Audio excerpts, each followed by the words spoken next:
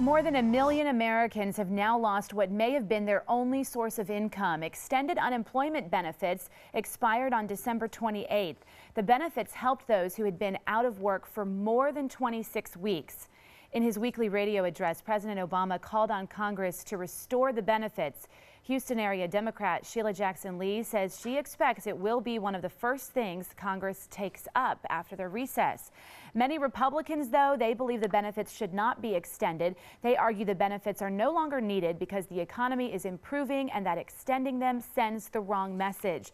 So how should Congress act to help those who are out of work? That's our topic this half hour, and we want to hear from you. We'll be sharing some of the thoughts that you're leaving right now on our Facebook and Twitter pages. In our newsroom, we have our legal analyst, Chris Tritico, news analyst, Mustafa Tamiz, and public policy analyst, Jackie Valley. Good morning again, guys. How do you think this debate's going to play out? Well, the Republicans find themselves between a rock and a hard place, I think. For the entire time that the president's been in office, they have been saying this is the slowest recovery in American history, and that Obamacare is killing jobs, and that there's not enough jobs in the country because the president's not doing enough to build the economy and build jobs. And at the same time, they say we don't need these extended unemployment benefits because the economy is improving. I think that they have boxed themselves into a corner, and the Republicans are going to have to take this up. Shelia Jackson-Lee last week called a press conference here in Houston and called this an emergency that the country needs to look at immediately. When you look at the personal stories of people that are losing up to $1,000 a month in supplemental income that they need, it's putting a human face on that makes it a tragic story, Mustafa Tamiz. Where is Congress going to go? The Republicans have really put themselves in a corner, haven't they? Yeah, and it's just outright dumb, right? Because this is not just about the people and families that are suffering. 1.3 million families that may not be able to pay their mortgage payment, may not be able to pay basic foods, and that has a drain on more. What you're likely to see is more home foreclosures and others. 70% of GDP is based on consumer spending. So the fastest stimulus, the best way to get our economy back on foot, is to make sure that people have some kind of a wage. And by doing this, we're actually threatening our economy rather than improving it. How do the Republicans bash the president for having the worst economic recovery in American history, Obamacare killing jobs, and then saying we don't need to extend these benefits? This is the first time, not first time, in this example, you're going to see policy and politics just not agreeing. From a policy standpoint, the jobless and unemployment rate is around 7%. And so, which is better than when the president took office. It's better than when he took office. It's the best number that we've seen since he's been in office. That's a more accurate number. Yeah, I think that's fair. With his predecessor, the number was a little bit lower at that time. Before it tanked. So this is the first time that this is the lowest it's been under his administration.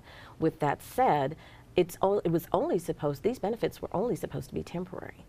And as we've seen in the past, whenever we did extend these benefits and then we turned them off, we did see the jobless rate decrease even lower. So they did get access to these benefits. It did help them in the way that it was supposed to.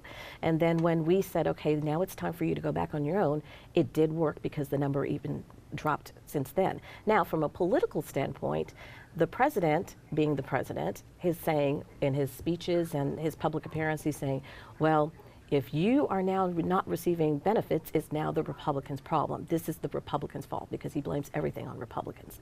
And so now what you're seeing is the Republicans in office are having a very serious conflict because politically they don't want to be blamed like the president is blaming them for this one thing.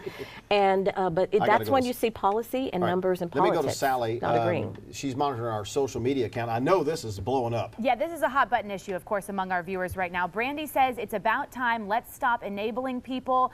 I think we'll be surprised how many of them are suddenly able to find work. And then Roberta, this is an interesting take from Roberta. She says, I think there should be some sort of public service aspect to those on unemployment past 26 weeks. So she talks about volunteer work opportunities and sweat equity.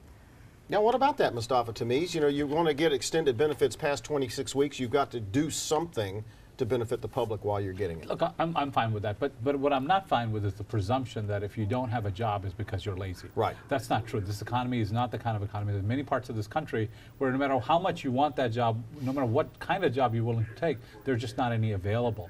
And this, passing this bill this extension is not just about the people that are suffering, but it's about our aggregate economy. You know, our economy does well when there's money circulating, when you begin to have 1.3 million people who can't make a living. It's 1.3 million people who can't make a living.